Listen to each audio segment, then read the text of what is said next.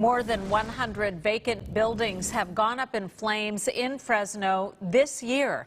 The latest happened this morning at the corner of H and Inyo in downtown Fresno. Liv Johnson reports from the scene.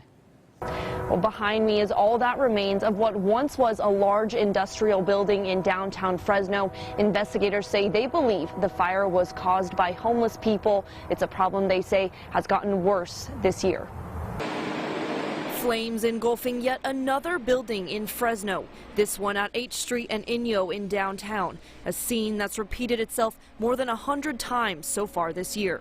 Just before 4 a.m. this morning, fire crews arrived to the structure behind me and found fire coming through the roof and fire coming from the second-story windows. Jonathan Lopez from the Fresno Fire Department says the 2-alarm fire required 7 engines and 3 ladder trucks. Crews took a defensive posture against the fire. It had already caught fire in May. I didn't know it caught on fire again.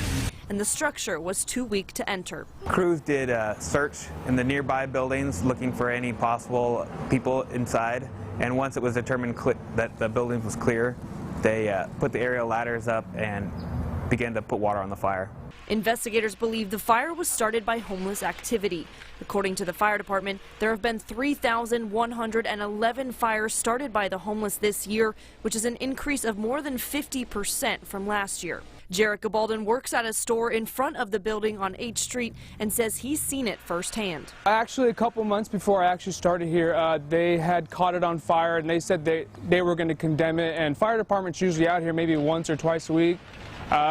Usually the police, we call them maybe once a week. If anything, they're usually back there just causing disturbance, breaking stuff, getting into the trash, and you know, it's getting out of hand. Councilmember Miguel Arias spearheaded an ordinance in July that forces the owners of vacant commercial buildings to be held to the same standard as residential property owners, with the threat of big fines and loss of property. He released a statement about Tuesday's downtown fire saying, "This warehouse fire is the latest reminder that it is imperative for property owners to secure and routinely inspect their vacant commercial buildings."